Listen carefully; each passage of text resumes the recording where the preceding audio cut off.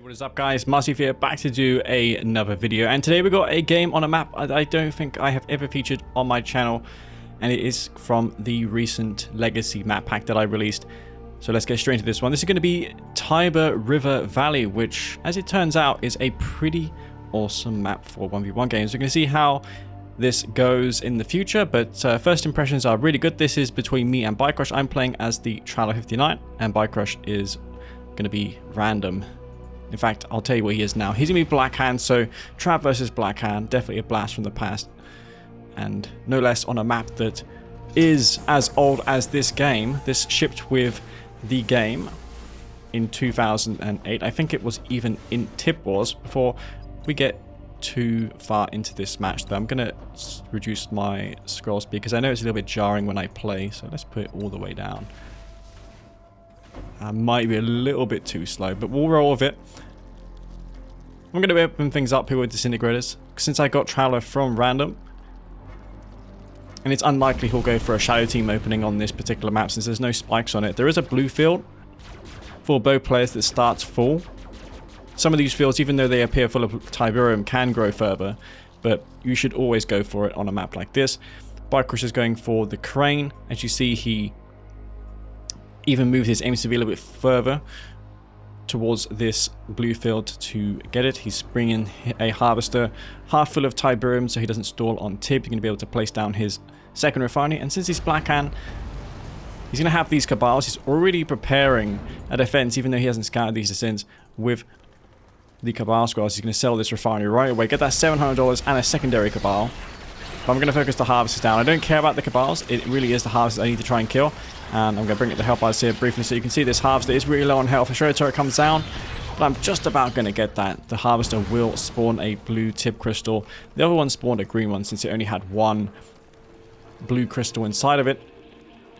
I needed that to die since I am not looking too good myself. I only just now get down my second refinery. I don't have a war factory.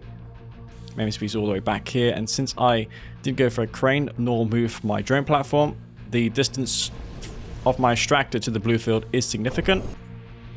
Whereas BikeRush over here is doing alright. He can get that unloaded pretty quickly. He's going to be building a second refinery now. He's going to queue harvest. He's going to get that second harvester out. I'm working on my third one.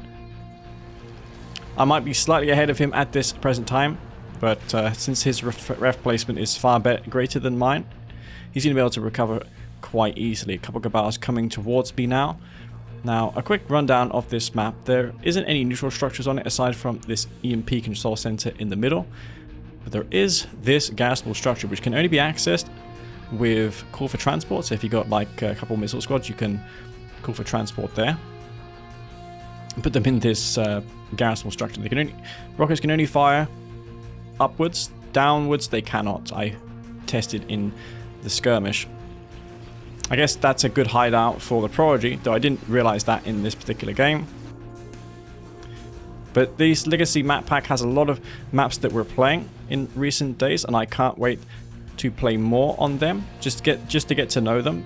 It's definitely a change from the norm. I'm going for more Disintegrators. Since I was afraid he would be all-inning me, BikeRush took a lot of damage early on, and I thought, yeah, he's going to be all-inning. That was not the case, so I'm making distance for no reason. Since I didn't scout him, only now I'm making this Gunwalker to scout. If he's got a flame tank, I'm in trouble. That's why I'm queuing Seekers, I'm queuing Disintegrators.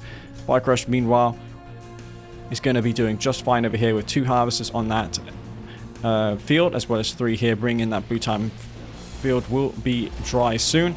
I'm going to do some scouting with this small force of Seekers and Gunwalkers. Bikes will be trading versus the Seekers, definitely in favor of him. He has the force multiplier over me. He's transferring a harvester now to his expansion greenfield. A second refinery on that field will be coming down soon. I've got a second refinery established on mine, but as you see, I've only got 3 harvesters there. Likewise for him. So we're about even when it comes to units and economy as it stands. I am throwing some units away, so this is going to buy him more time to recover in this particular game after losing those 2 harvesters. Despite him losing those 2 harvesters, he has recovered quite well, sells that ref off. I'm not sure if I agree with that. Maybe I did the same, though it's almost like I don't have a ref there. I actually put a growth accelerator on this field since, yeah, if I can regrow some of that tib, if I lose the middle field fight, then I always have this field to gather from. I'm not going to be long leeching it like BikeRush is doing here. I'm going to let it regrow. I'm going to make use of this growth accelerator special ability. I'm going to use some of the assets on the map to block the line of sight of these raider buggies. Raider buggy is going to actually reverse into the distance there. That's a bug that can happen. It's a little bit rare nowadays, though, the reverse loop bugging. Lightning Spike focusing on those buggies, but yeah, I threw away a lot of those disintegrators for not too much. I should focus on the buggies that are on low health. While that has happened, I did send the simulator to capture the EMP control center at the top. And now I'm targeting down these raider buggies on low health. Versus BikeRush, obviously a lot of things are happening at once. Some Scorpion tanks now heading across the map. Got Mechapedes now as well since I decided to take 2 tier 3. BikeRush, he's on tier 2. He's got 5 and 2 on this field. May be going for a refinery on his 3rd, or he may choose to go for a tech center and go for the 1-clicks. Catalyst missile can be used against Mechapedes. Scorpion tanks, though, going to be a problem. Is he working on the Dose Blade upgrade? No, he is not. He doesn't plan to spam Scorpions. I'm going to queue more of these Mechapedes. Some Seekers in the bottom of the map. Just do some recon so I don't get hit by any flame tank. Looks like I've been taking this blue tip, sadly, so I should definitely stop doing that. And BikeRush is going for beam cannons, which is a better choice than it was a patch ago, since they have received a buff in the most recent R22 update. Damage increase from 125 to 135. It's minuscule, but against Mechapedes, every little bit counts. I'm going to prevent that scout just in case he goes for a click. He could be working on it, but instead he opted to go for an expansion ref. I've got my ref down. It's a little bit far away from the 3rd field, but it will suffice. Bringing in that Tiberium. There's an attack happening in the top. Mechabees there, getting focused down by those beam cannons. BikeRush making short work of those mechas. Briefly makes a mistake there and relinquishes the targeting on the beam cannons, but does sell a power plant and kills the Prodigy. So he actually won that fight, all things considered. Killed a Mechapede and a Prodigy. I'm not going to be too happy about that. But as Traveler 59, I do have, in the grand scheme of things, more economy if I make use of these growth accelerators and the I+C support power. 3 Mechapedes just going to control the middle of the map. BikeRush is going to get down his 4th Refinery soon. He's going for infantry. Upgrade is on the way as well. I decided now's the time to go for my Eradicator Hexapod. After a couple of Mechapedes, it's always best to get your Hexapod out just for that recycler system on it mostly. It can be used to generate resources while your Mechapedes trade against the enemy, so you're not losing Mechapedes for nothing.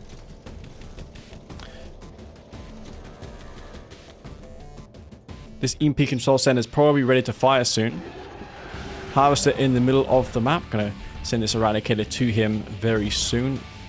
Prodigy there taking damage from this Red Bug. He probably has that there to scout for 1-clicks. This drone ship is moving towards a couple of beam cannons and his MCV. I'm gonna have to push that back to base soon, otherwise I'm going to be losing my build queue, and I don't have a gravity stabilizer, so if this dies here, I'm in big trouble.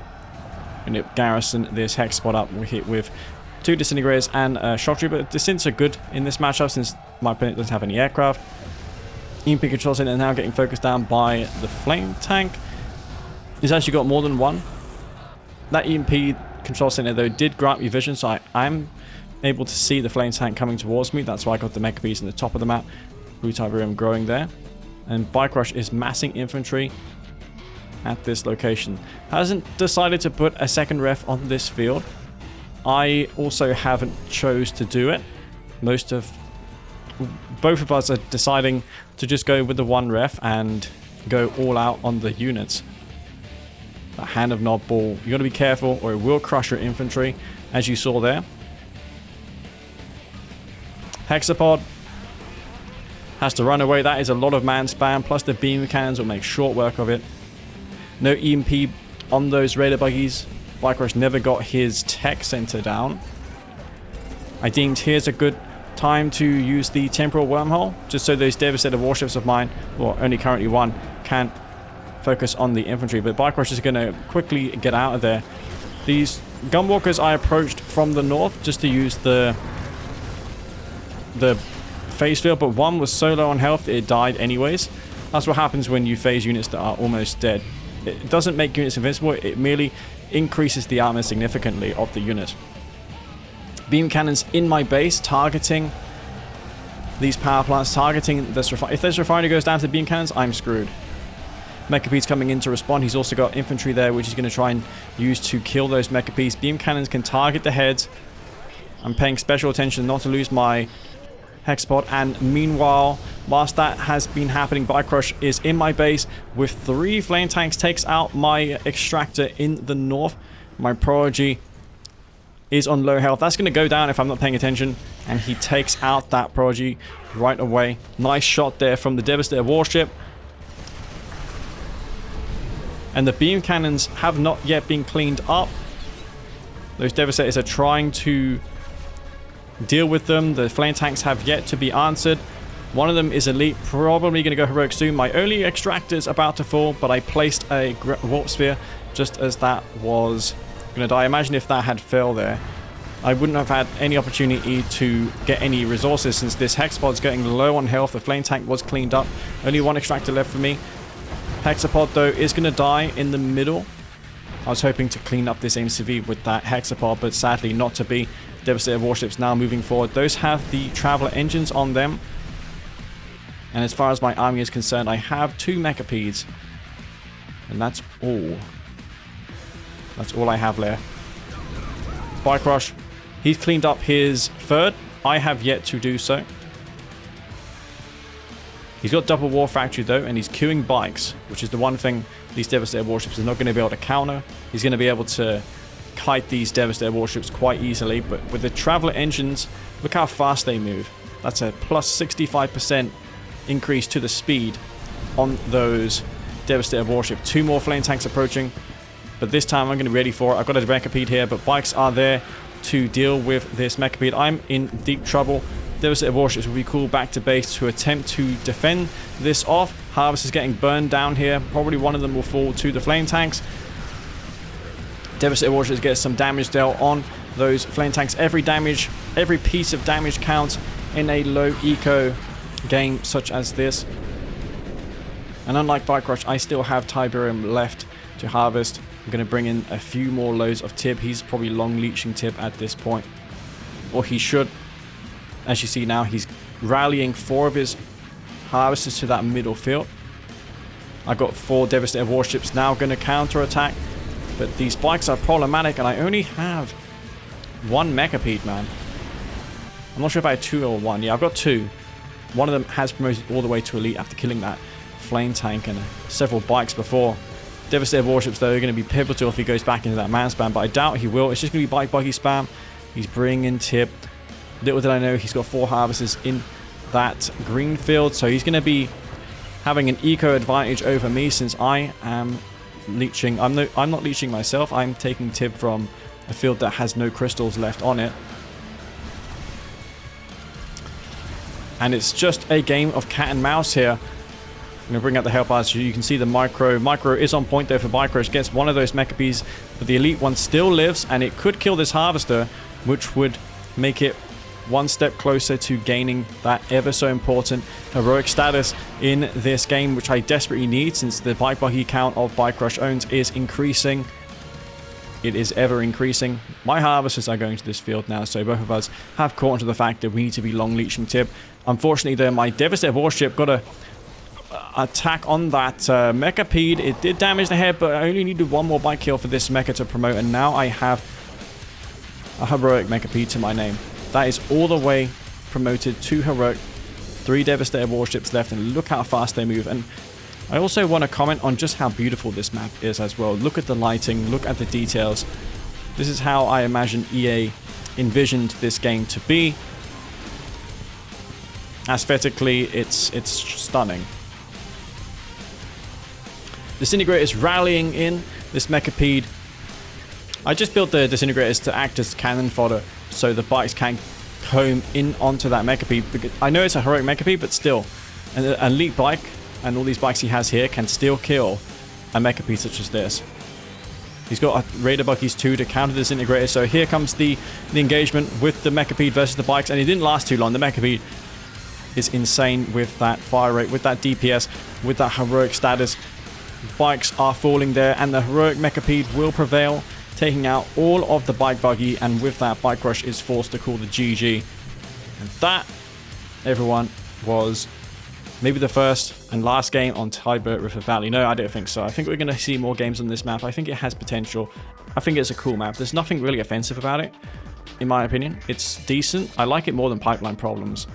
And that game was fun to showcase. BikeRush definitely had the chance to win there at several occasions. And I lost my Hexapod. I phased my Gunwalkers, but the Gunwalker got immediately killed. It was phased at such a low health that it didn't matter that it was phased.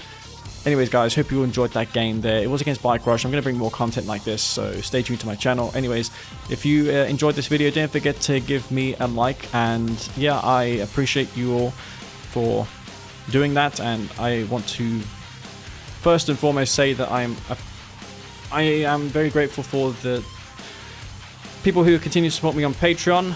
And yeah, without you guys, I wouldn't be able to do what I have been doing the past several years. So this is it from me, Master Sleep, and I'll see you on the next video. Peace out.